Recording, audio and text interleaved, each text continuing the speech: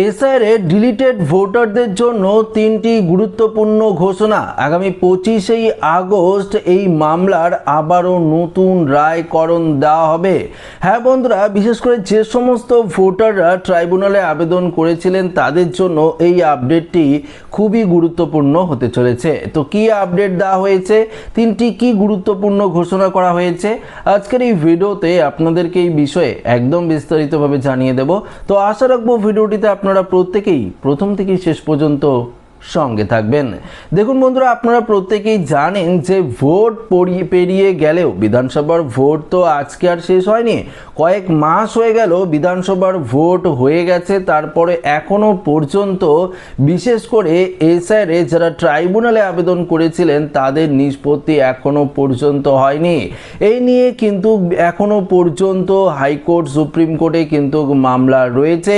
বিচারপতিরা কিন্তু ট্রাইব্যুনালে আবেদন যারা করেছে তাদের যে নিষ্পত্তিকরণ সেটা কিন্তু করছে, কিন্তু সেরকম বিশেষ জোর কদমে করছে না। তাই হতাশায় রয়েছে গরিব মধ্যবিত্ত থেকে শুরু করে যারা এসআইআর থেকে নিজেদের নাম ডিলিট হয়েছে সেই সমস্ত ভোটাররা কিন্তু অনেকেই হতাশার মধ্যে রয়েছে, কেননা আর কিছুদিন মধ্যেই আবারও কিন্তু ভোট হতে চলেছে।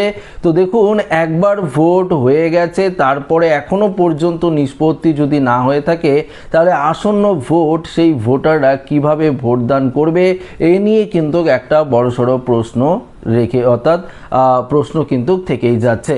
তো আসুন আমরা একদম সরাসরি যে আপডেট সেই আপডেটে চলে যাব এবং দেখে নেব এই মুহূর্তে পশ্চিমবঙ্গের ভোটার তালিকার বিশেষ নিবিড় সংশোধন বা এসআইআর চলাকালীন যাদের নাম বাদ দেওয়া হয়েছিল সেই সংক্রান্ত মামলায় অত্যন্ত কঠোর অবস্থান নিল সুপ্রিম কোর্ট। কি অবস্থান নিয়েছে?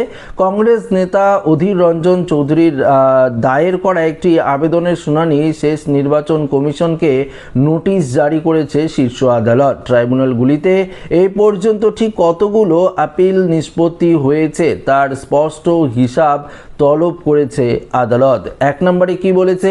কমিশনারের কাছেই হিসাব তলব, অর্থাৎ এসআইআর চলাকালীন বাদ পড়া নামগুলোর বিষয়ে গঠিত অ্যাপিল ট্রাইব্যুনালগুলি এ পর্যন্ত ঠিক কতগুলো মামলা নিষ্পত্তি করেছে এবং কতগুলো মামলার বিচারাধীন রয়েছে তার সম্পূর্ণ তথ্য কিন্তু চেয়েছে আদালত। তো বুঝতেই পারলেন প্রথমত কি বলা রয়েছে সেটি আপনারা পরিষ্কার কিন্তু জানতে পারলেন, অর্থাৎ এসআইআর যে সমস্ত ভোটারদের নাম বাদ পড়েছে তার মধ্যে যারা ট্রাইব্যুনালে আবেদন করেছে তাদের নিষ্পত্তি কতগুলো হয়েছে সেই লিস্ট কিন্তু তারা চেয়েছে। বিচারপতিদের মন্তব্য, বিচারপতি জয়মাল্য বাক্যটি স্পষ্ট ভাষায় জানান, শুধু অ্যাপিল করাই যথেষ্ট নয়, এই অ্যাপিলগুলো ফলাফল আমাদের জানতে হবে, সেই সঙ্গে ট্রাইব্যুনালের পুরো পরিকাঠামো পুনর্বিবেচনার ওপরও কিন্তু জোর দেওয়া হয়েছে। বন্ধুরা, আপনারা কি চান না যে আপনারা যারা যারা অ্যাপিল ট্রাইব্যুনালে আবেদন করেছিলেন বা অ্যাপিল করেছেন আপনার নিষ্পত্তি হলো কি না? এখনো পর্যন্ত সেই লিস্ট কিন্তু দেওয়া হয়নি।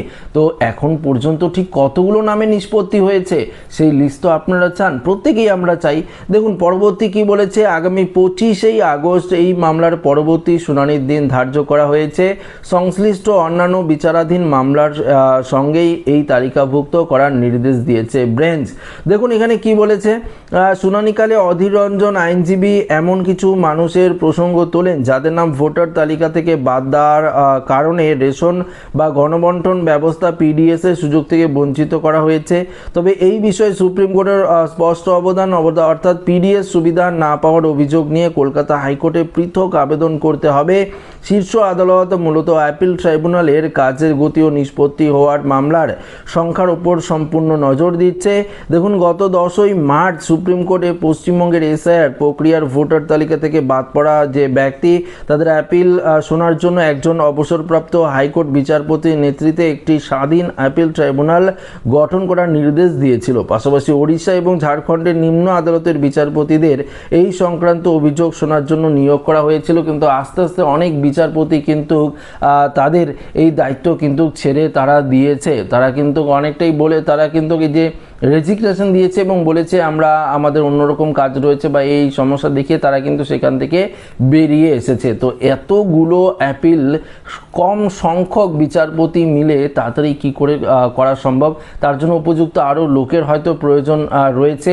এছাড়াও কতগুলো নিষ্পত্তি হয়েছে এই ট্রাইব্যুনালে তার সমস্ত কিছু তথ্য কিন্তু এবার চেয়েছে নির্বাচন কমিশনারের কাছে সুপ্রিম কোর্ট। এবার দেখার বিষয় কি হয়, সেই লিস্ট যদি প্রকাশ্যে আসে তাহলে আপনারা বুঝতেও পারবেন যে আপনার নামটি নিষ্পত্তি হলো কিনা। তো আমার উদ্দেশ্য ছিল আপডেটটি আপনাদের কাছে পৌঁছে দেওয়া। ভিডিওটি ভালো লাগে লাইক করবেন, বন্ধুদের সাথে অবশ্যই ভিডিওটি শেয়ার করবেন এবং নতুন হয়ে থাকলে এই চ্যানেলটিকে সাবস্ক্রাইব করে আমাদের সঙ্গে জুড়ে থাকবেন।